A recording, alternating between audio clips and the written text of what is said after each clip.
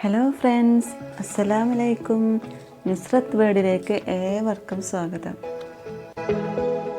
ഇന്ന് ഞാൻ വന്നിട്ടുള്ളത് ചെമ്പരത്തി പൂ കൊണ്ടുള്ള ഒരു ഡ്രിങ്ക് ആയിട്ടാണ്. ഇതെല്ലാവർക്കും ഇഷ്ടമാവും. അപ്പോൾ എല്ലാവരും ഒന്ന് ചെയ്ത് നോക്കണം.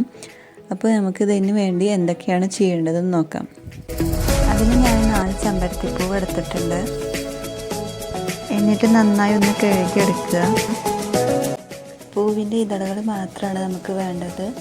അത് നമുക്ക് വേർതിരിച്ചാം. അപ്പോൾ നമ്മൾ ഇതളുകൾ വേർതിരിച്ചെടുത്തിട്ടുണ്ട്. ഇതിലോട്ട് നല്ല തിളച്ച വെള്ളം ഒഴിച്ച് കൊടുക്കുക. എന്നിട്ട് നന്നായി ഒന്ന് ഇളക്കി കൊടുക്കുക. അപ്പോൾ നമുക്ക് ഇതിൻ്റെ കളറൊക്കെ ആ വെള്ളത്തിലേക്ക് ലയിച്ച് കിട്ടും. അപ്പോൾ ഇതിൻ്റെ ഇതളൊക്കെ ഒന്ന് നമുക്ക് മാറ്റിയെടുക്കുക.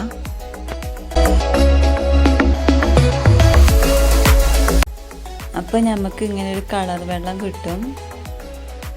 ഇതിലേക്ക് നാരങ്ങയുടെ ഒരു പകുതി പിഴിഞ്ഞ് കൊടുക്കുക. നാരങ്ങ ഒഴിച്ചതിന് ശേഷം നല്ലൊരു ചുവപ്പ് കളർ കിട്ടും. വാനില എസൻസ് കുറച്ച്, ആവശ്യത്തിന് തണുത്ത വെള്ളം ഒഴിച്ചു കൊടുക്കുന്നുണ്ട്. അതുപോലെ ആവശ്യത്തിന് പഞ്ചസാര ഇട്ട് നന്നായി ഒന്ന് മിക്സ് ചെയ്തെടുത്താൽ നമ്മുടെ ചെമ്പരത്തിപ്പൂ കൊണ്ടുള്ള ഡ്രിങ്ക് റെഡി ആട്ടോ.